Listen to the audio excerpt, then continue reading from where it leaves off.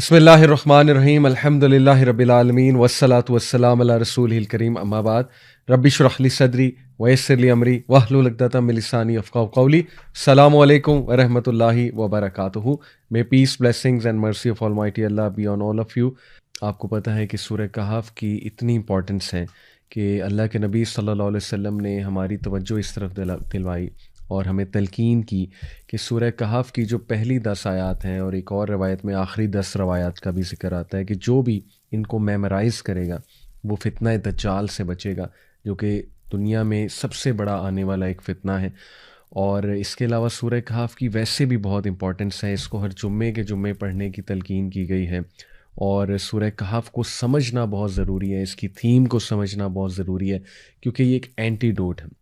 یہ anti doubt ہے فتنے کے دور میں فتنوں سے بچنے کے لیے، اور اس میں پراپر گائیڈ لائنز ہیں اس کی سٹوریز میں، اس کی تمام آیات میں. چونکہ اس میں 4 سٹوریز جو ہیں وہ ڈسکس ہوئی ہیں، اور آپ کو پتہ ہے کہ پہلی سٹوری اصحاب کہف کی ہے، دوسری سٹوری جو ہے وہ 2 ایسے لوگوں کی ہے جن کے گارڈنز تھے، ان میں سے ایک متکبر ہو گیا، پرائڈ میں مارا گیا، دوسرا جو ہے وہ ہمبل تھا. So basically the story of man of 2 gardens.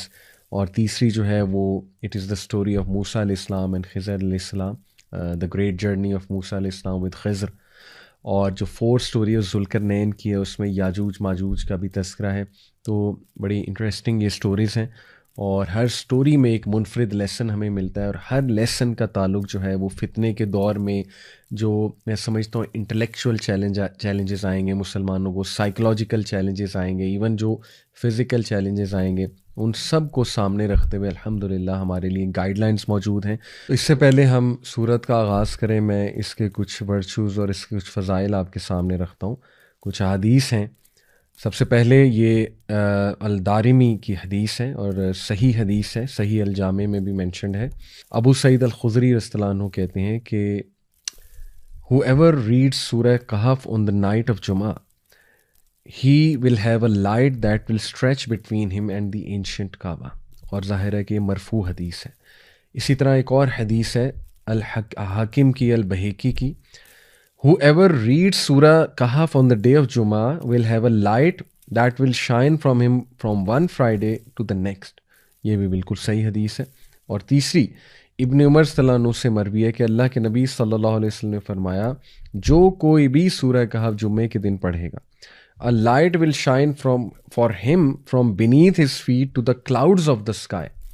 وہ روشنی کی مانند اس کے لیے چمکے گی، اور بلکہ ایک روشنی اس کے لیے چمکے گی جو کہ اس کے فیٹ سے لے کے کلاؤڈز آف سکائی تک جائے گی، اور جو قیامت والے دن بھی اس کے لیے شائن کرے گی. which will shine for him on the day of resurrection and he will be forgiven his sins between the 2 Fridays. سبحان اللہ. جو مائنر سنز اس نے کیے ہوئے ہیں ایک فرائیڈے سے دوسرے فرائیڈے تک، وہ اللہ سبحانہ تعالیٰ معاف کر دیں گے. تو یہ بھی صحیح حدیث ہے. اور اس کے علاوہ اس کی امپورٹنس ابو درداء صلی اللہ عنہ سے مروی ہے، صحیح مسلم کی حدیث ہے کہ اللہ کے نبی صلی اللہ علیہ وسلم نے فرمایا، whoever memorizes 10 verses from the beginning of سورہ کہف will be immune to the false messiah. اور ایک اور روایت میں لاسٹ 10 ورسز کا بھی ذکر آتا ہے. اس کا مطلب یہ ہے کہ خصوصاً پہلی 10 آیات اور لاسٹ 10 آیات کو سمجھنا اور میمورائز کرنا یہ بہت ضروری ہے فتنہ دجال کو سمجھنے کے لیے، کیونکہ اس میں کچھ ایسے لیسنز ہیں جو انشاءاللہ ہم ڈسکس کریں گے، جو انسان کو اسٹرینتھ دیں گے اس فتنے کو جاننے میں بھی، پہچاننے میں، آئیڈینٹیفائی کرنے میں. کیونکہ ہر ایک تو آئیڈینٹیفائی فتنہ دجال کو یا دجال کو کر بھی نہیں پائے گا، اور اس کو میمورائز کرنا اور اس کو ریسائٹ کرنا ڈیورنگ دیٹ ٹائم ان آیات کو. اور انفیکٹ دجال اللہ نہ کرے کو فیس کرے، لیکن دجال سامنے آ جائے تو پھر اس کے سامنے بھی ریسائٹ کرنے کا بائی ہارٹ جس کو یاد ہوگی، اس کا جو ہے وہ بڑا فائدہ ہے. فتنہ دجال کے حوالے سے بھی کچھ میں انشاءاللہ ڈسکس کرنا چاہوں گا، آپ کے سامنے روایات رکھنا چاہوں گا تاکہ اس فتنے کو بھی ہم انڈرسٹینڈ کریں. دیکھیں، دجال کے آنے سے پہلے اس کے لیے ایک ایسی دنیا بنائی جائے گی، اس کے جو ظاہر ساتھی ہیں، جو مددگار ہیں، اوبویسلی جو باطل ہے، وہ ایک سٹیج سیٹ کریں گے. دے ول سیٹ اے سٹیج، اور اس سٹیج میں 2 چیزیں بہت ضروری ہیں، کیونکہ دجال، دا ورڈ دجال is derive from the root word دجل. وچ مینس ایکسٹریم ڈسیپشن، دھوکا. تو ایک تو ایسی دنیا قائم ہوگی which is full of fakeness, fake world اور فیک ویلیوز لوگوں کی، اور گاڈلی ورلڈ آرڈر سے نکل کے لوگ ٹوٹلی اپوزٹ ورلڈ آرڈر پہ آ جائیں گے، اور ہر چیز الٹی ہونے لگے گی. یعنی سچ جھوٹ لگنے لگے گا اور جھوٹ سچ لگنے لگے گا، اور ایکسٹریم پروپیگنڈے کا جو ہے وہ دور ہوگا، اور ایکسٹریم ایلوژنس کا، ہیلوسینیشنس کا دور ہوگا. لوگ ببل میں رہ رہے ہوں گے، فیک لائفز گزار رہے ہوں گے لوگ، اور کمپلیٹلی آخرت سے مطلب انکنسرنڈ، اور بس دنیا دنیا دنیا، اور ایکسیسو مٹیریلزم. سکسیس کی ڈیفینیشن چینج ہو چکی ہوگی اس دور میں، اور لوگ جو ہے وہ ایسی ایسی چیزیں وٹنس کریں گے جو شاید اس دور سے 20-30 سال پہلے ناممکنات میں سے تھیں، لیکن اب وہ نہ صرف ممکنات ہو گئی ہیں بلکہ وہ اس زمانے کے ایتھوز کا حصہ بن جائیں گی. فار ایگزامپل میں آپ کو مثال دیتا ہوں کہ LGBTQ، یعنی آج سے 50 سال پہلے کسی نے سوچا بھی نہیں تھا کہ اس کو پسند کیا جائے گا، پروموٹ کیا جائے گا، حلال کیا جائے گا، اور اس کی ریلیز نکلیں گی اس کی سپورٹ میں. لیکن دیکھ لیں آج یہ سب کچھ ہو رہا ہے، اور بھی بہت کچھ ہو رہا ہے. تو ایک تو اے ورلڈ فل آف فیکنیس، اور دوسرا a world full of deception, extreme deception. دیکھیں ڈسیپشن اور لائے میں فرق ہے. جھوٹ پکڑا جاتا ہے، ٹھیک ہے، اگر کوئی جھوٹ بول رہا ہے وہ پکڑا جائے گا. لیکن ڈسیپشن کیا ہے؟ ڈسیپشن ہے کہ کچھ سچ کو مکس کر دیا جائے، کچھ ٹھیک چیزوں کو مکس کر دیا جائے، لیکن زیادہ تر باطل ہو، زیادہ تر جھوٹ ہو. تو دس از ویری ڈینجرس. اور اللہ معاف کرے، جب آپ دیکھتے ہیں میڈیا کی طرف، دا وے میڈیا پریزنٹس تھنگس، آپ دیکھیں نا آج کا انسان کتنی جلدی انفلوئنس ہو سکتا ہے چیزوں سے. یعنی اتنا آسان ہے کسی کو انفلوئنس کرنا آج کے دور میں کہ ایک کلپ لگایا، اس کے پیچھے بڑا زبردست سا میوزک لگایا، ایک ٹیون لگائی، اس کے بعد کچھ اپنی بات کر دی، تو آپ دیکھیں فوراً سے انسان جو ہے اس بات کو مان لیتا ہے اور اس سے انفلوئنس ہو جاتا ہے. تو ثابت یہ ہوا کہ اتنا ہیویلی ڈپینڈنٹ اور ریلائنٹ ہو جائے گا اس دور کا انسان ان چیزوں پہ، مٹیریلسٹک چیزوں پہ، کہ جب دجال آئے گا تو اس کے ہاتھ میں تو جنت دوزخ ہوگی. اللہ کے نبی صلی اللہ علیہ وسلم نے فرمایا ویدر کو کنٹرول کرنے کا اس کے پاس کوئی ٹیکنالوجی یا جو بھی ذریعہ ہوگا، اسی طرح اس کے پاس دلائل ایسے ہوں گے کہ اللہ کے نبی صلی اللہ علیہ وسلم نے فرمایا ایک بہت بڑا پکا مومن اس کے سامنے آئے گا، اور وہ اس کے سامنے دلائل رکھے گا دجال اپنے، تو that person will be convinced. تو یہ اس لیول کا فتنہ ہے کہ اللہ کے نبی صلی اللہ علیہ وسلم نے فرمایا کہ بھاگ جانا، جب تم دجال کو دیکھو تو بھاگ جانا، اسے فیس نہ کرنا، اس کے فتنے کو بھی فیس نہ کرنا. اور اس سے پناہ مانگنے کے لیے اللہ کے نبی صلی اللہ علیہ وسلم نے یہ دعا سکھائی جو ہر نماز میں پڑھنی چاہیے: اللہم انی اعوذ بک من عذاب جہنم ومن عذاب القبر ومن فتنۃ المحیاء والممات ومن شر فتنۃ المسیح الدجال. یہ دعا آپ کو حسن المسلم ایپ ہے اس میں بھی مل جائے گی، اور ویسے بھی مل جائے گی، دعا فرام پروٹیکشن آف دجال، گوگل پہ آپ سرچ کریں گے. تو یہ ہے اس لیول کا فتنہ ہے کہ اللہ کے نبی نے ہر نماز میں سکھایا صحابہ کو کہ یہ دعا تم کرو ہر نماز میں درود ابراہیمی کے بعد. اور پھر دیکھیے دجال کے دور میں بیڈ اور اب normal will become normal and cool. وہ چیزیں جو اب نارمل تھیں وہ نارمل ہو جائیں گی، لوگوں کی روٹینز ٹوٹلی الٹی ہو جائیں گی، لوگ اتنا بے بس ہو جائیں گے کہ لوگ کو سمجھ ہی نہیں آئے گی کہ یہ جو پورا ایک سوسائٹی یا سویلائزیشن یا اسٹرکچر بن چکا ہے، اس میں نیچرل وے آف لائف کے مطابق کیسے زندگی گزاری جائے. اور آج لوگ پریشان ہیں، لوگ کو سمجھ نہیں آ رہی کہ اس روٹین کا حصہ رہتے ہوئے، اس ماڈرن ورلڈ اور ماڈرنٹی کا حصہ رہتے ہوئے کس طرح ہم اسلامک ویلیوز کو لے کر چلیں. ٹھیک ہے، یہ ہے سب سے بگر چیلنج، اور اسی کو تو فتنہ کہتے ہیں کہ جب انسان کو سمجھ ہی نہیں آ رہی کہ میں نے کرنا کیا ہے. تو یہ ہمیں ان چیلنجز کے لیے ہمیں جو ہے وہ تیار رہنا چاہیے، مینٹلی اور فزیکلی انشاءاللہ ہمیں تیار رہنا چاہیے. اور ذرا ہم نوٹ کریں تو جتنی احادیث اللہ کے نبی صلی اللہ علیہ وسلم نے ہمیں بتائیں دجال کے حوالے سے، تو اس سے واضح یہ ہوتا ہے اور سمجھ یہ آتی ہے کہ نمبر 1 دجال کی ایک بہت پاورفل آرمی ہوگی اور اس کے ساتھی ہوں گے. ایسٹ سے وہ نمودار ہوگا، خراساں کے علاقے سے.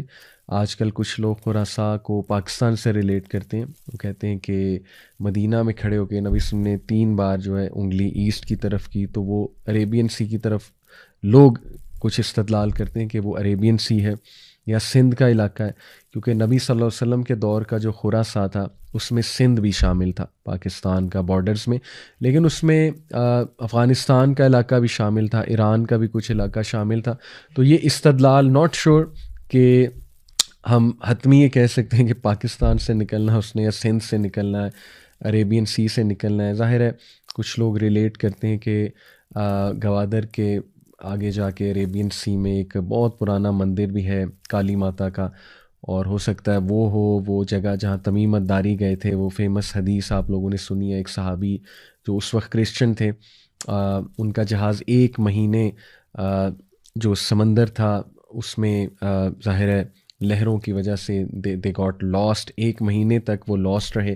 اس کے بعد ایک آئی لینڈ کے پاس جا کے ان کا جہاز لگا، اور پھر وہ بتاتے ہیں کہ ان کی ملاقات ہوئی دجال سے، جساسہ سے، جو کہ ایک جانور نما کریچر تھا. اور دجال کو جب انہوں نے دیکھا، ایکسپلین کیا کہ ایک بہت ہی ہیوی ویٹ لفٹنگ جیسے کرنے والا ایک انسان ہوتا ہے، براڈ شولڈرز، وہ زنجیروں سے جکڑا ہوا تھا. اور وہ کہتے ہیں کہ آج تک میں نے کسی کو اس طرح جکڑے ہوئے نہیں دیکھا، اتنا وہ اسٹرانگلی جکڑا ہوا تھا.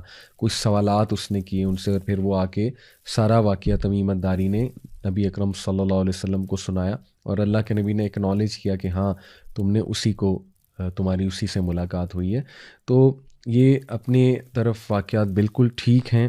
اس پہ بھی ایک ڈسکشن اسکالرز میں موجود ہے کہ وہ آئی لینڈ ایگزیکٹلی ہے کہاں. کچھ اسکالرز کہتے ہیں کہ وہ، یہ میں آپ کو بس ویوز بتا رہا ہوں، مختلف لوگوں کی آراء آپ کے سامنے رکھ رہا ہوں، لیکن ایٹ دی اینڈ یہ بات یاد رکھیں کہ اللہ تعالیٰ نوز بیسٹ کہ کیا معاملہ ہے. اور اس انفارمیشن سے زیادہ جو امپورٹنٹ انفارمیشن ہے وہ یہ ہے کہ اس سے بچنا کیسے ہے. اس میں اتنی کھوج نہیں لگانی چاہیے کہ وہ ایگزیکٹلی ہے کہاں، کیونکہ اس کا کوئی فائدہ نہیں ہے، بلکہ فائدہ اس بات کا ہے کہ ایکچولی اس کے فتنے سے بچنا کیسے. تو دیکھیں یہ کہ اسکالرس کے درمیان ڈسکشن موجود ہے. ایک اسکالر جو ہے وہ کہتے ہیں، دیر از اے گروپ آف اسکالر جو کہتے ہیں کہ دجال ڈفرینٹ ٹائمز میں فزیکل فارم میں آیا ہے، آ سکا. نبی صلی اللہ علیہ وسلم کے دور میں ایک شخص تھا ابن سیاد، اور کافی صحابہ کا گمان ہے کہ وہ دجال تھا، اور نبی صلی اللہ علیہ وسلم نے بھی نہ نگیٹ کیا نہ افرم کیا. تو اس لیے وہ اسکالرس کہتے ہیں کہ ثابت یہ ہوا کہ دجال اس ٹائم پہ مے بی فزیکل فارم میں وہاں آیا ہو، اور ڈفرینٹ ایجز میں فزیکل فارم میں آتا ہو، لیکن جو باطنی طور پہ ہے وہ اس جگہ پر ہے، اور وہاں سے وہ فزیکلی ٹرانسفارم ہو سکتا ہے. واللہ عالم. یہ ایک ویو ہے، لیکن یہ کہ اگین میں کہوں گا کہ ہمیں زیادہ ان باتوں میں کھوج اتنی لگانے کی ضرورت نہیں ہے. ہمیں جو پتہ ہے وہ یہ ہے کہ اس نے جب نمودار ہونا ہے تو ایک بہت بڑا فتنہ ہوگا، and we have to be really careful, اور ہمیں اپنی پروٹیکشن جو ہے اس کا انتظام کرنا چاہیے. یہ ہے اصل بات. تو بہرحال دجال جب آئے گا تو احادیث سے اور روایات سے یہ واضح تو ہوتا ہے کہ اس کے پاس ایک بہت پاورفل آرمی ہوگی، اور اینٹی اسلام پروپیگنڈا، بہت ہی سوفسٹیکیٹڈ اینٹی اسلامک پروپیگنڈا ہوگا اس کے پاس. اور وہ پروپیگنڈا میڈیا کا پروپیگنڈا ہے، انتہائی ایکسٹریملی سوفسٹیکیٹڈ. تو آج کے دور میں آپ دیکھیں کہ کتنے سوفسٹیکیٹڈ سسٹم ہے، algorithms, data analysis, data usage, اس کے بعد ہیکنگ، اس کے بعد جو ہے وہ ظاہر ہے آئی ٹی کی ایک دنیا، ٹینشن انجینئرز. پھر آپ دیکھیں کہ جیسے کمپنیز جو ہیں وہ کس سوفسٹیکیٹڈ انداز میں کمپیٹ کر رہی ہیں آپس میں، اور کس طرح سے لوگ انفلوئنس بھی ہوتے ہیں ان ساری چیزوں سے. پھر اے آئی کا دور آ رہا ہے، آرٹیفیشل انٹیلیجنس، جو کہ ایک نیکسٹ لیول میں سمجھتا ہوں فتنے کا دور آنے والا ہے. تو یہ صاف سمجھ آ رہی ہے کہ دجال کے آنے سے پہلے جو ایک سسٹم تیار ہوگا وہ سسٹم انتہائی سوفسٹیکیٹڈ پروپیگنڈا کا سسٹم ہوگا، کیونکہ پروپیگنڈا سے ڈسیپشن پھیلتی ہے بہت زیادہ. پھر ظاہر ہے کہ یہ جو سبحان اللہ ڈیزائرز کی دنیا کھڑی کر دی ہے ویسٹ نے، جس میں Hollywood, Bollywood, music industry, ٹھیک ہے، اتنی ڈسٹریکٹیو انڈسٹری ہے یہ کہ بڑا مشکل ہے ان چیزوں کو ریزسٹ کرنا. اور ایک انسان جو ہے وہ آہستہ آہستہ آہستہ آہستہ جو ہے وہ دین سے ہٹتا جاتا ہے، اپنے نیچرل ایک لائف سٹائل سے ہٹتا جاتا ہے، گاڈ کے ورلڈ آرڈر سے ہٹتا جاتا ہے، اور اسے پتہ بھی نہیں لگتا. اس طرح سے یہ چیزیں صراحت کرتی ہیں.